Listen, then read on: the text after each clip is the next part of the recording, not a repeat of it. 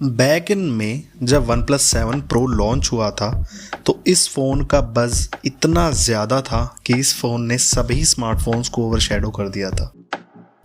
Reasons भी obvious थे। सबसे पहला तो ये कि ये डिवाइस वन प्लस की तरफ से पहला फ्लैगशिप लेवल डिवाइस जिसने अपने प्रेडेसेसर से बहुत बड़ा गैप तय किया था। अगर आप वन प्लस से अनअवेयर हैं और आप वन प्लस 7 प्रो को देखें तो यू वोंट बिलीव कि इसका प्रेडेसेसर वन प्लस 6T था। तो अपने आप में ये वन प्लस के लिए बहुत बड़ा जंप था और शॉकिंग भी, क्योंकि अचानक से वन प्लस ने अपनी फ्यूचर लाइनअप की डिज़ाइन लैंग्वेज कम्प्लीटली चेंज कर दी थी with curved edges and all. और उस टाइम एक ऐसा फीचर वन प्लस ने लॉन्च किया था जो उस टाइम के मेन स्ट्रीम फ़ोन्स में दिखता ही नहीं था, और वो था 90 हर्ट्ज़ का रिफ्रेश रेट, वो भी क्वाड HD डिस्प्ले के साथ। आज ये चीज़ शायद कॉमन लगे बट तब ये एक रेयरिटी थी और एक बहुत इम्पॉर्टेंट और स्टैंड आउट फीचर भी, क्योंकि एक बार अगर आपने इस डिस्प्ले को यूज़ किया तो नॉर्मल डिस्प्ले आपको सूट बिल्कुल नहीं करेगी। इसकी कर्व्ड एजेस इसे ऑलमोस्ट बेजललेस लुक देती है जो बहुत ही इम्प्रेसिव है। इसकी डिस्प्ले को यूज़ करना उस टाइम एक अलग ही एक्सपीरियंस था और आज भी है। बहुत सारे फीचर्स के साथ एक और चीज़ बढ़ी थी इसका प्राइस, जो बेस वेरिएंट के लिए 49,000 रुपीज़ था। इसके लिए वन प्लस को थोड़ा बैकलैश झेलना पड़ा था, बट इसलिए नहीं कि प्राइस फ़ोन की कैपेबिलिटी के हिसाब से ज़्यादा था, बट इसलिए कि ये प्राइस वन प्लस ने बढ़ाया था, जो कि हमेशा से flagship killer devices affordable price पे देते आए हैं। मेरे हिसाब से उस टाइम कंपटीशन को देखते हुए ये प्राइस जस्टिफाइड था और इसे सभी ने एक्सेप्ट किया था। और अब ये प्राइस काफ़ी कम हो चुका है वन प्लस 8 के आने के बाद। एक चीज़ जो कम नहीं हुई है वो है इसकी performance. Just like day one, fast, snappy and quick.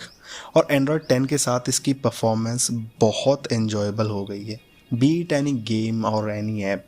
Heavy editing भी इसके लिए इजी टास्क है विद नो लैग्स। और हाँ, gaming is total joy on this device. In fact I can say कि वन प्लस जैसा पबजी का game play I haven't seen in any phone till date.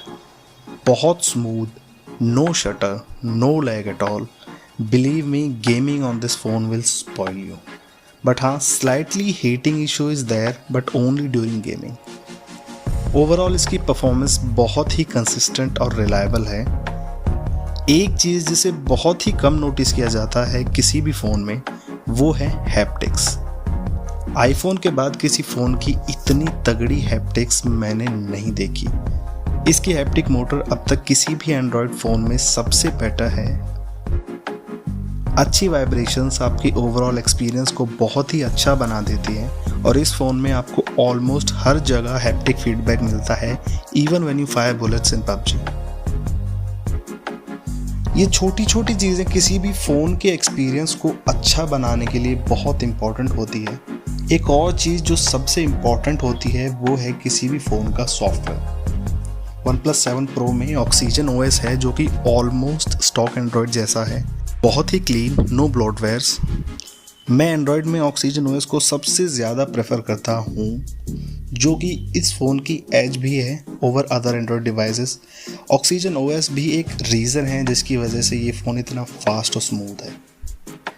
इसमें गेमिंग के लिए फेनेटिक मोड है, रैम बूस्ट है और फ़ोन से ब्रेक लेने के लिए जेन मोड, जो मेरे हिसाब से सभी स्मार्टफोन्स में होना चाहिए।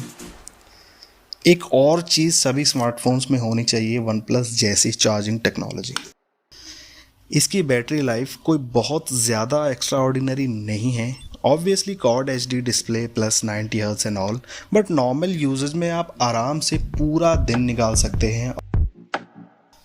अगर आप हैवी यूज़र भी है तो दिन में आपको हार्डली 15 to 20 मिनट्स चाहिए to charge it again and bam, you are ready for the whole day. क्योंकि इसमें 30 वाट की फास्ट चार्जिंग है जिसे वन प्लस वॉप चार्ज कहता है। वन प्लस ने कोशिश की कि इस प्राइस पॉइंट पे आपको वो सभी फीचर्स दिए जाएं जो नेसेसरी है, but obviously you can not have everything. One plus 7 pro में आपको वायरलेस चार्जिंग नहीं मिलती, जो कि अब एक इम्पॉर्टेंट फीचर बन चुका है। अब इस फ़ोन में कोई IP रेटिंग नहीं है, मतलब ये वाटर या डस्ट रेजिस्टेंट नहीं है। एक और चीज़ है इसका कैमरा, मैं नंबर्स में नहीं जाऊंगा बट इसका कैमरा डिसेंट है, बहुत ज़्यादा अच्छा नहीं है बट बुरा भी नहीं है। एक फ़ोटोग्राफ़र को ऑफ कोर्स ये डिफरेंस दिखेगा बट एक नॉर्मल यूज़र के लिए ये बहुत ही अच्छा कैमरा है। ये है इसके शॉट्स तीनों लेंसेज से, बहुत ही क्रिस्पी एंड कलरफुल फ़ोटोज़ हैं।